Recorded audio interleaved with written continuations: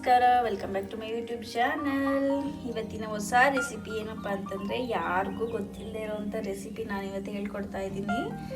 ಏನಪ್ಪ ಅಂತಂದರೆ, ಹುರುಳಿಕಾಳಿಂದ ನಾವು ಏನೆಲ್ಲ ವೆರೈಟೀಸ್ನ ಮಾಡೋದು ನೋಡಿರ್ತೀವಿ. ಆದರೆ ಹುರುಳಿಕಾಳನ್ನ ಯೂಸ್ ಮಾಡಿಕೊಂಡು ಶಿವರಾತ್ರಿಗೆ ತೊಂಬಿಟ್ಟನ್ನ ಮಾಡೋದು ಗೊತ್ತಾ?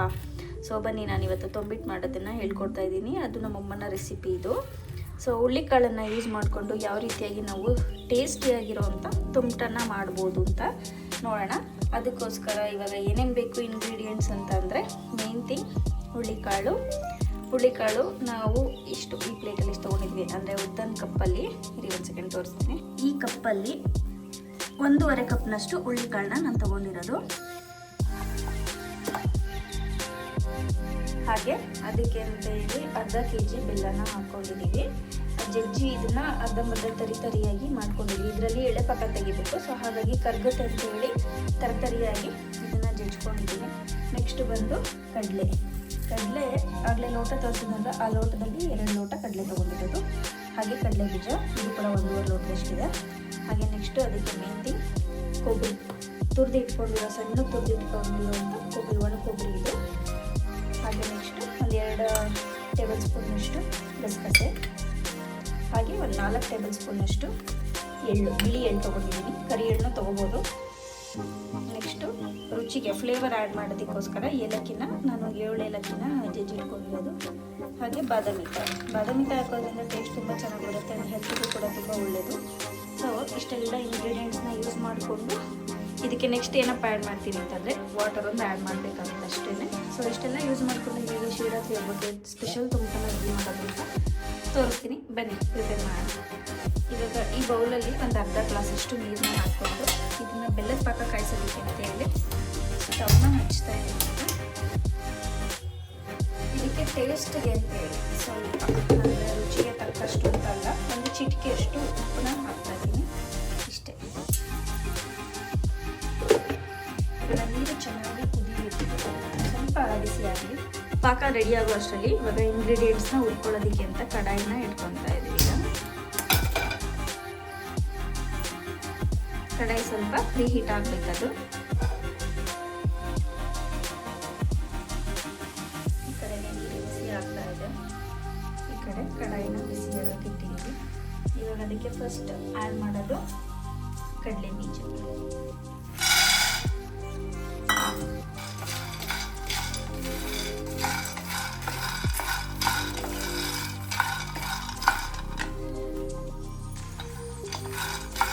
ಮೀಡಿಯಂ ಫ್ಲೇಮಲ್ಲಿ ಇಟ್ಕೊಂಡು ಹುರ್ಕೊಳ್ಳಿ. ಯಾಕೆ ಅಂತಂದರೆ ಕಡಲೆ ಬೀಜ ಬೇಗ ಸುಟ್ಟೋಗುತ್ತೆ, ಒಳಗಡೆಗೆ ಹಸಿ ಸ್ಮೆಲ್ ಹೋಗಿರೋದಿಲ್ಲ. ನೀರು ಇವಾಗ ಬಿಸಿ ಆಗ್ತಾ ಇದೆ. ಇದಕ್ಕೆ ಬೆಲ್ಲನ ಆ್ಯಡ್ ಮಾಡ್ತೀನಿ.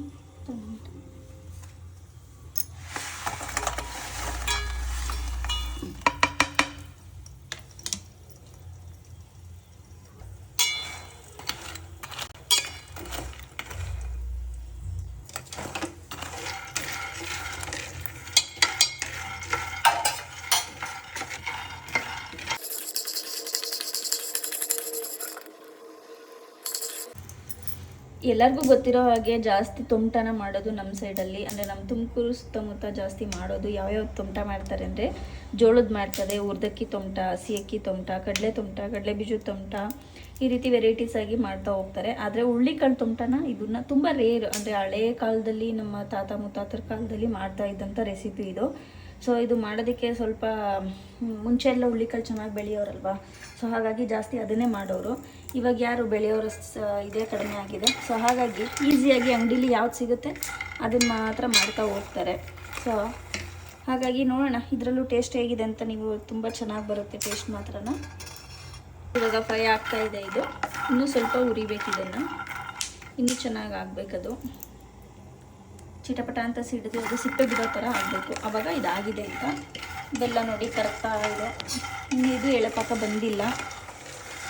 ಇದೆಲ್ಲ ಚೆನ್ನಾಗಿ ಕರಗಿ ಒಂದೆಳೆ ಪಾಕ ಅಂತ ಹೇಳ್ತೀವಿ, ಅಂದರೆ ಮುಟ್ಟಿ ಹಿಂಗೆ ತೆಗೆದ್ರೆ ಒಂದೆಳೆ ದಾರ ಬರಬೇಕು, ದಾರ ಥರ ಬರಬೇಕು, ಆವಾಗ ಒಂದೆಳೆ ಪಾಕ ಅಂತ. ಇವಾಗ ಆಗಿದೆ, ಇದು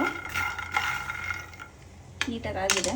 ಇವಾಗ ಇದನ್ನು ಒಂದು ಮರಕ್ಕೆ ನಾನು ಟ್ರಾನ್ಸ್ಫರ್ ಮಾಡಿಕೊಂಡು ಆರ್ಕೊಂಡ್ಮೇಲೆ ಇದ್ರ ಸಿಪ್ಪೆನ ನೀಟಾಗಿ ಪೀಲ್ ಆಫ್ ಮಾಡಬೇಕಾಗುತ್ತೆ. ಅಂದರೆ ಉಜ್ಜಿಬಿಟ್ಟು ಸ್ವಲ್ಪ ಕೇಳಿದ್ರೆ ಸ್ವಲ್ಪ ಉಜ್ಬಿಟ್ಟು ಹಿಂಗೆ ಸಿಪ್ಪೆನ ಕೇರಿದ್ರೆ ಹೊರಟೋಗುತ್ತೆ. ನೋಡಿ ಆಗಿದೆ ಅಂತ ಗೊತ್ತಾಗ್ತದೆ. ಅದೇ ಪ್ಯಾನ್ಗೆ ನಾನು ಕಡಲೆ ಬೀಜನ ಹುರ್ಕೊಂಡು ಆರೋದಕ್ಕೆ ಇಟ್ಟಿದ್ದೀನಿ. ಈಗ ನೆಕ್ಸ್ಟ್ ಸ್ಟೆಪ್ಪು ಹುಳ್ಳಿಕಾಳನ್ನ ಹುರ್ಕೋಬೇಕು. ಇವಾಗ ಹುಳ್ಳಿಕಾಳನ್ನ ಹಾಕ್ಕೊತಾ ಇದ್ದೀವಿ.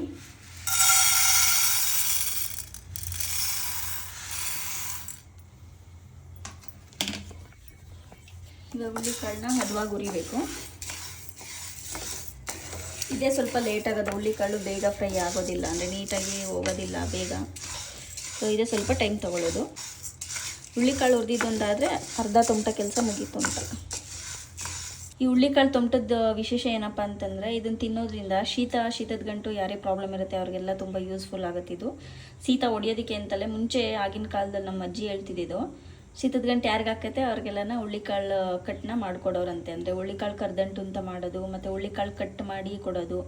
ಕಟ್ಟು ಅಂತಂದರೆ ಹುಳ್ಳಿಕಾಳನ್ನ ಬೇಯಿಸ್ಬಿಟ್ಟು ಬೆಲ್ಲ ಕಾಯಿ ಹಾಕಿ ಕೊಡೋರಂತೆ ತಿನ್ನೋಕ್ಕೆ. ಹಾಗೇ ತಿನ್ನಿ ಅಂತ. ಒಣ್ಣುಳ್ಳಿಕಾಳು ಸಪ್ಪೆಸರು, ಬಸ್ಸಾರು ಜಾಸ್ತಿ ಆ ಥರ ಆಗಿದೆ ಅಂದರೆ ಇದೇ ಥರ ರೆಸಿಪಿನೇ ಜಾಸ್ತಿ ಒಣ್ಣುಳ್ಳಿಕಾಳಿಂದನೇ ಜಾಸ್ತಿ ಮಾಡ್ತಿದ್ರಂತೆ ರೆಸಿಪೀಸ್ ಅಂತ ಹೇಳ್ತಾರೆ. ಹಾಗೆ ಒಣ್ಣುಳ್ಳಿಕಾಳನ್ನ ಹುರಿದ್ಬಿಟ್ಟು ಹಂಗೆ ತಿನ್ನೋದು ಕೂಡ ಚೆನ್ನಾಗಿರುತ್ತೆ ಟೈಮ್ ಪಾಸ್ಗೆ. ಸೊ ನಾನು ಕೂಡ ಹಾಗೆ ಮಾಡೋದು, ಹುರಿದಿಟ್ಕೊತೀನಿ. ಇವಾಗಿದು ಬೆಲ್ಲದ್ದು ಪಾಕ ಬಂದಿದೆ, ಸಾಕು. ಇಷ್ಟು ಬಂದರೆ, ತೀರಾ ಅಂಟು ಬಂದರೆ ಏನಾಗುತ್ತೆ ಅಂದರೆ ತೊಮಟ ಗಟ್ಟಿಯಾಗಿಬಿಡುತ್ತೆ, ಕಡಿಯೋದಕ್ಕಾಗಲ್ಲ, ಆ ಥರ ಆಗುತ್ತೆ. ಬಿಸಿದ್ರಲ್ಲಿ ಸಾಫ್ಟ್ ಇರುತ್ತೆ, ಬಟ್ ಆಮೇಲೆ 1 ದಿನ 2 ದಿನ ಆದಮೇಲೆ ಫುಲ್ ಕಲ್ಲಾಗ್ಬಿಡುತ್ತೆ. ಸೊ ಈ ಕನ್ಸಿಸ್ಟೆನ್ಸಿ ಇದ್ದರೆ ಚೆನ್ನಾಗಿ ಬರುತ್ತೆ, ತೊಮಟ ಸಾಫ್ಟಾಗಿರುತ್ತೆ. ಸ್ಟವ್ನ ಆಫ್ ಮಾಡಿ ಇದನ್ನು ಪ್ಲೇಟ್ ಮುಚ್ಚಿ ಇವಾಗ ಸೋಸ್ಕೊಬೇಕು. ಆರ್ಕೊಂಡ್ಮೇಲೆ ಸ್ವಲ್ಪ ಆರ್ಕೊಂಡ್ಲಿ ಅಂತ ಬಿಡ್ತೀನಿ. ಆರಿದ್ಮೇಲೆ ಇದನ್ನು ಸೋಸ್ಕೋಬೇಕು. ಇದರಲ್ಲಿ ಏನಾದರೂ ಕಡ್ಡಿ ಕಸ ಇದ್ದರೆ ಅದೆಲ್ಲ ನೀಟಾಗಿ ಬರುತ್ತೆ ಅಂತ ಹೇಳಿ ಸೋಸ್ಕೋಬೇಕು. ಇನ್ನೂ ಸ್ವಲ್ಪ ಆಗಬೇಕಿದ್ದು. ಇವಾಗ ಒಂದು 20 to 25 ನಿಮಿಷ ಟೈಮ್ ತೊಗೊಳುತ್ತಿದ್ದು. ಮೀಡಿಯಮ್ ಫ್ಲೇಮ್ನಲ್ಲಿ ನಾವು ಹುರಿಯೋದ್ರಿಂದ ಈ ಕಾಳು ಹದವಾಗಿ ಹುರಿಬೇಕು ಅಂದರೆ 20 to 25 ಮಿನಿಟ್ಸ್ ಬೇಕೇ ಬೇಕು. ಮೀಡಿಯಮ್ ಫ್ಲೇಮಲ್ಲೇ ಇರಬೇಕಿದ್ದು. ಹೈ ಫ್ಲೇಮ್ ಇಟ್ಟರೆ ಒತ್ತಿಬಿಡುತ್ತೆ, ಅಂದರೆ ಎಲ್ಲ ಸೀದೋಗ್ಬಿಡ್ತವೆ. ನೋಡಿ ಚಿಟಾಪಟ ಅಂತಿದ್ದಾವಲ್ವ. ಸೊ ಇವಾಗಿದು ಆಗ್ತಾಯಿದೆ 90% ಅಂತ. ಇವಾಗಿದು ಆಗಿದೆ. ಇದನ್ನು ಇವಾಗ ಸ್ಟವ್ ಆಫ್ ಮಾಡಿ ಆರೋದಕ್ಕೆ ಅಂತ ಬಿಡಬೇಕು. ಸೊ ಇದನ್ನು ಬೌಲ್ಗೆ ಟ್ರಾನ್ಸ್ಫರ್ ಮಾಡ್ಕೊತೀವಿ. ನೆಕ್ಸ್ಟ್ ಇಂಗ್ರೀಡಿಯೆಂಟ್ಸ್ನ ಹುರ್ಕೋಬೇಕಲ್ವ, ಅದಕ್ಕೆ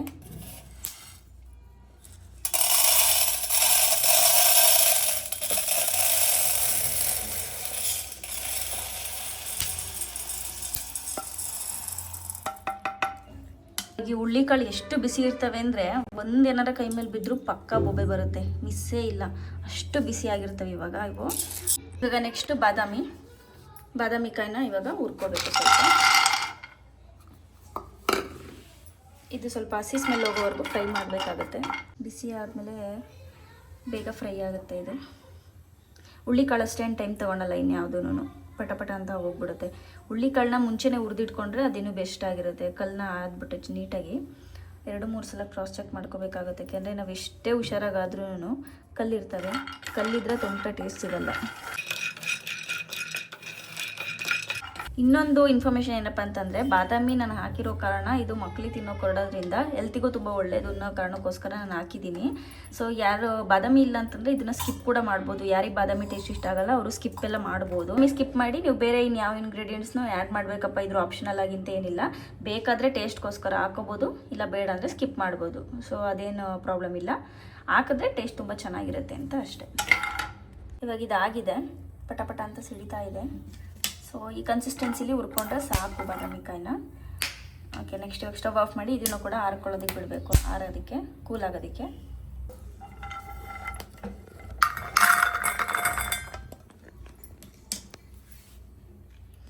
ಇವಾಗ ನೆಕ್ಸ್ಟ್ ಇಂಗ್ರೀಡಿಯೆಂಟು ಹುರ್ಕೊಳ್ಳೋದು ಎಳ್ಳು. ಇದು ಕೂಡ ಬೇಗನೆ ಆಗುತ್ತೆ, ಸಿಡ್ದೋಗುತ್ತೆ. ಸೊ ಬೇಗ ಸ್ವಲ್ಪ ಬಿಸಿ ಮಾಡಿಬಿಟ್ಟು ತೆಗೆದ್ರೆ ಸಾಕಾಗುತ್ತೆ. ಇದೇನು ಜಾಸ್ತಿ ಹುರಿಯೋದು ಬೇಕಿಲ್ಲ, ಹಸಿ ಸ್ಮೆಲ್ ಹೋಗೋದಕ್ಕೋಸ್ಕರ ಹುರ್ಕೋಬೇಕಾಗುತ್ತೆ ಅಷ್ಟೇ ಇದು.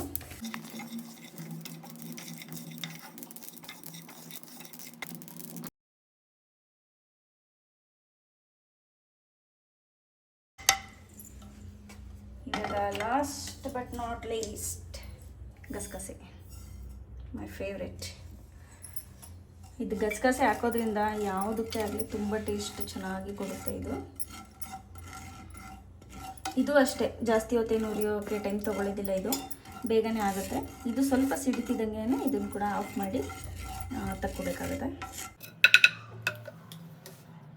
ಇವಾಗ ಆಗಿದೆ ಇದು. ಎಳ್ಳೊಳಿಕೆನೆ ಇದನ್ನು ಮಿಕ್ಸ್ ಮಾಡ್ಕೊತಾ ಇದ್ದೀವಿ. ಇನ್ನೇನೆಲ್ಲ ಒಂದಕ್ಕೆ ಕೈಯಲ್ಲೇ ಈ ಥರ ಇಸ್ಕಿದ್ರೆ ನೋಡಿ ಇವಾಗ ಸಿಪ್ಪೆ ಎಲ್ಲ ಬಿಡುತ್ತೆ.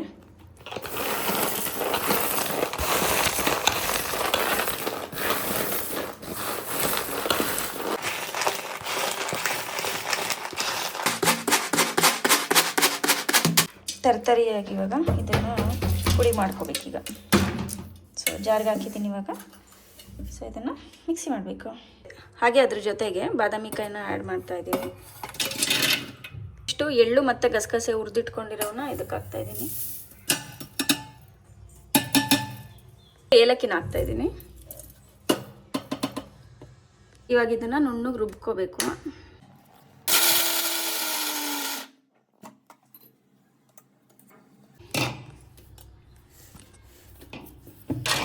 ಈ ಕನ್ಸಿಸ್ಟೆನ್ಸಿ ಇದ್ದರೆ ಸಾಕು. ಇವಾಗ ನೋಡಿ ಸ್ವಲ್ಪ ತರ್ತರಿಯಾಗಿದೆ. ಇವಾಗ ಇದನ್ನು ಒಂದು ಬೌಲ್ಗೆ ಟ್ರಾನ್ಸ್ಫರ್ ಮಾಡ್ಕೊತಾ ಇದ್ದೀವಿ, ತಂಬಿಟ್ಟು ಕಲಿಸ್ಕೊಳೋ ಬೌಲ್ಗೆ. ಇವಾಗ ಕಡಲೆನ ಮಿಕ್ಸಿಗೆ ಹಾಕಬೇಕು.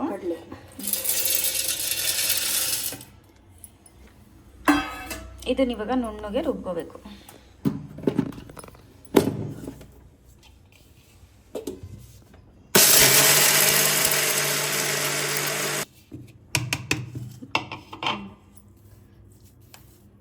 ಸ್ವಲ್ಪ ಆಗಬೇಕಾ? ಆಗೈತೆ, ಸಾಕು. ಇವಾಗ ಇದನ್ನು ಇದೊಬ್ಬರಿಗೆ ಟ್ರಾನ್ಸ್ಫರ್ ಮಾಡ್ಕೊಳ್ಳೋದು. ಇದಕ್ಕೆ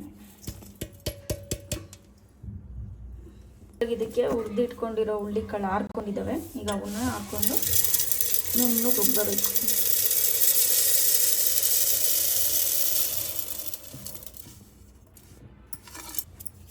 ನುಣ್ಣಗೆ ರುಬ್ಕೋಬೇಕು. ನುಣ್ಣಗೆ ರುಬ್ಬೋಕ್ಕೂ ಮುಂಚೆ ಒಂದು ಅರ್ಧ ರುಬ್ಬಿದ ತಕ್ಷಣವೇ ಅದನ್ನು ತಕ್ಕೊಂಡು ಕೇರ್ಕೋಬೇಕು, ಸಿಪ್ಪೆ ಎಲ್ಲ ಬಿಡುತ್ತೆ ಅದು. ಇವಾಗ 2 ಸುತ್ತನ್ನ ರುಬ್ಕೊತಾ ಇದ್ದೀವಿ.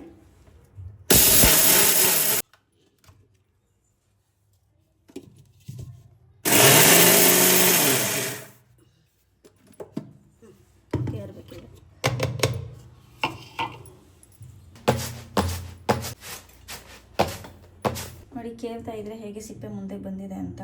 ಈ ಥರ ಕೇರಿ ನೀಟಾಗಿ ಕ್ಲೀನ್ ಮಾಡ್ಕೋಬೇಕು, ಇಲ್ಲಾಂದರೆ ಕಪ್ಪಾಗುತ್ತೆ ತೊಮಟ ಜಾಸ್ತಿ. ಇದನ್ನು ಮತ್ತೆ ಜಾರಿಗೆ ಟ್ರಾನ್ಸ್ಫರ್ ಮಾಡಿಕೊಂಡು ನುಣ್ಣಗೆ ರುಬ್ಕೋಬೇಕು.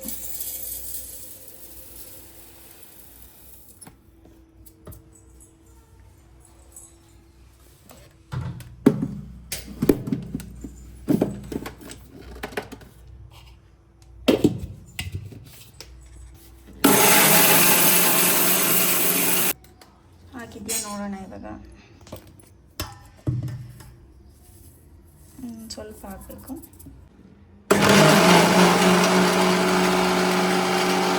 ಇವಾಗ ಆಗಿದೆ ಇದು.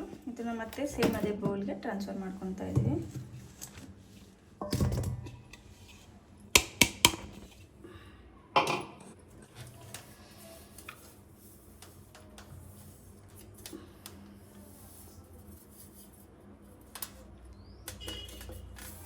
ನೆಕ್ಸ್ಟ್ ಇವಾಗ ಇದಕ್ಕೆ ತುರಿದು ಇಟ್ಕೊಂಡಿರೋ ಕೊಬ್ಬರಿನ ಆ್ಯಡ್ ಮಾಡ್ತಾ ಇದ್ದೀವಿ.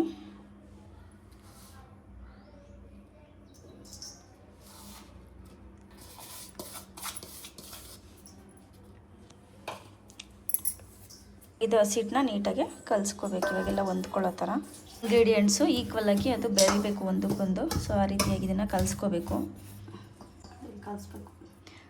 ಕೈಲಿ ಕಲಿಸ್ಕೊಂಡ್ರೆ ಬೆಟರ್ ಅಂತಿದ್ದಾರಮ್ಮ. ಸ್ಪೂನಲ್ಲೆಲ್ಲ ನೀಟಾಗಿ ಗಂಟು ಹೊಡಿಯಲ್ಲ ಅಂತ. ಬಾದಾಮಿ ಕಾಯಿದು ಸ್ವಲ್ಪ ಅಂಟು ಬರುತ್ತಲ್ವ, ಸೊ ಅದು ಗಂಟು ಥರ ಆಗಿರುತ್ತೆ. ಕಡಲೆ ಜೊತೆ ಬೆರೆತಾಗ ಅದನ್ನು ನೀಟಾಗಿ ಗಂಟನ್ನ ಹೊಡ್ಕೋಬೇಕು ನಾವು. ಎಷ್ಟು ಚೆನ್ನಾಗಿ ಹೊಂದ್ಕೊಂಡಿದೆ ನೋಡಿ. ಈ ಥರ ಒಂದಕ್ಕೊಂದು ಚೆನ್ನಾಗಿ ಗಂಟು ಹೊಡ್ಕೊಂಡು ನೀಟಾಗಿ ಬೆರೆತ್ಕೋಬೇಕು ಹಸಿಟ್ಟು.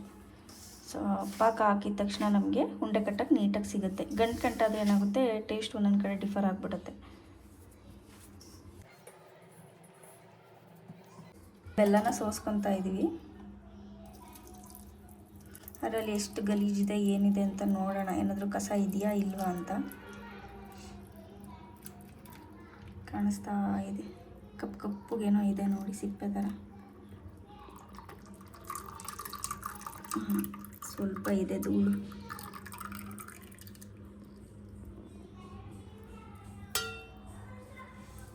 ಕಾಣಿಸ್ತಾ ಇದೆಯಾ ಎಷ್ಟು ಗಲೀಜಿದೆ ನೋಡಿ.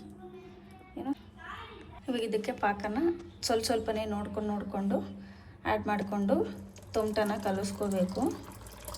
ಒಂದೇ ಸಲ ಹಾಕ್ಕೊಂಡ್ರೆ ತೆಳ್ಳಗಾದರೆ ಗೊತ್ತಾಗಲ್ಲ ಕನ್ಸಿಸ್ಟೆನ್ಸಿ, ಹಾಗಾಗಿ ಸ್ವಲ್ಪನೇ ಹಾಕ್ಕೊಂಡು ಹದ ಕಟ್ಕೋಬೇಕು. ಇದು ಸ್ವಲ್ಪ ಬಿಸಿ ಇದ್ದಂಗೆ ತೊಮಟ ಕಟ್ಟಿದ್ರೆ ಶೇಪ್ ಚೆನ್ನಾಗಿ ಬರುತ್ತೆ. ಪಾಕ ಸ್ವಲ್ಪ ಜಾಸ್ತಿ ಆರ್ಕೊಂತು ಅಂದರೆ ಗಟ್ಟಿ ಆದಂಗೆ ಅನಿಸುತ್ತೆ, ನೀಟಾಗಿ ಕಟ್ಟೋಕ್ಕಾಗಲ್ಲ. ಬಿಸಿಲೇ ಕಟ್ಟಬೇಕು. ಇದನ್ನು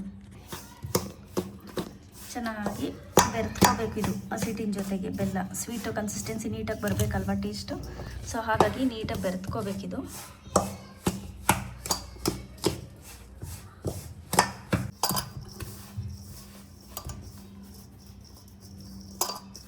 ಈ ಥರ ಮಾಡೋದ್ರಿಂದ ನೀಟಾಗಿ ಬೆಲ್ಲ ಒಂದಕ್ಕೊಂದು ಬೆರೆತ್ಕೊಳ್ಳುತ್ತೆ ಅಂತ ಈ ಥರ ಉಜ್ಜಿ ಚೆನ್ನಾಗಿ ಬೆರೆಸ್ತಾ ಇದ್ದಾರೆ.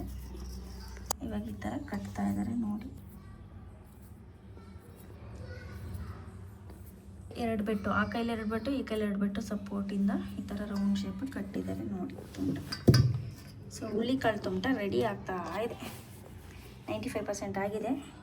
ಇನ್ನು ಉಂಡೆ ಕಟ್ಟಿಟ್ರೆ ಕಂಪ್ಲೀಟ್ ಆಗುತ್ತೆ.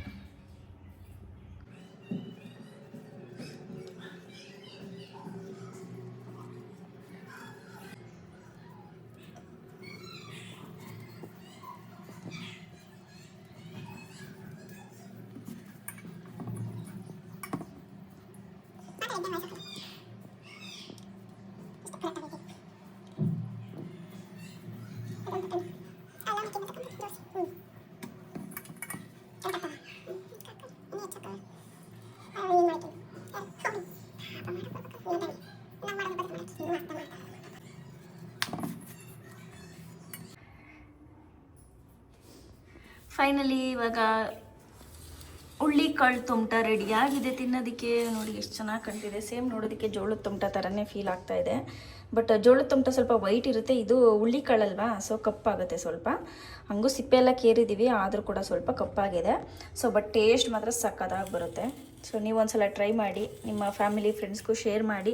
ಸೊ ಯಾರಿಗೆಲ್ಲ ಈ ರೆಸಿಪಿ ಗೊತ್ತಿಲ್ಲ, ಇಷ್ಟ ಆಗಿದೆ ಅನ್ನೋರು ದಯವಿಟ್ಟು ಸಪೋರ್ಟ್ ಮಾಡಿ. ಎಲ್ಲರಿಗೂ ಶೇರ್ ಮಾಡೋದ್ರಿಂದ ಅವರಿಗೊಂದು ಹೊಸ ರೆಸಿಪಿನ ತಿಳ್ಕೊಂಡಾಗುತ್ತೆ, ಹಾಗೂ ಮನೇಲಿ ಕೂಡ ಟ್ರೈ ಮಾಡ್ಬೋದು ಅವರು. ಸೊ ಮನೇಲಿ ಎಲ್ಲರೂ ಇಷ್ಟಪಟ್ಟು ತಿಂತಾರೆ, ನೋ ಡೌಟ್. ಮಕ್ಕಳಿಗಂತೂ ಇದು ತುಂಬ ಇಷ್ಟ ಆಗುತ್ತೆ, ಯಾಕೆಂದರೆ ಹೊಸ ಟೇಸ್ಟಿಯಾಗಿರುತ್ತಲ್ವ. ಸೊ ಜೋಳದ ತೊಮಟನ ಆದಷ್ಟು ಜಾಸ್ತಿ ಎಲ್ಲ ಅದನ್ನೇ ಮಾಡೋದು. ಸೊ ಹಾಗಾಗಿ ಇದು ಹೊಸ ಥರ ಇರೋದ್ರಿಂದ ತುಂಬ ಜನಕ್ಕೆ ಇದು ಇಷ್ಟ ಆಗುತ್ತೆ ಅಂತ ಭಾವಿಸಿದ್ದೀನಿ. ಸೊ ಹೋಪ್ ಈ ವಿಡಿಯೋ ಎಲ್ಲರಿಗೂ ಇಷ್ಟ ಆಗಿದೆ ಅಂತ ಭಾವಿಸ್ತಾ, ಶಿವರಾತ್ರಿ ಹಬ್ಬದ ಹಾರ್ದಿಕ ಶುಭಾಶಯಗಳು. ಉಪವಾಸ ಇದ್ದು ಎಲ್ಲರೂ ದೇವ್ರ ಕೃಪೆಗೆ ಪಾತ್ರರಾಗಿ ಅಂತ ಹೇಳ್ತಾ, ತೊಮಟ ತಿನ್ನಿ, ಚೆನ್ನಾಗಿ ಎಂಜಾಯ್ ಮಾಡಿದ್ದೀನಿ ನಾನು ಅಂತ ಹೇಳ್ತಾ, thank you so much. Love you all. Bye, take care until the next video.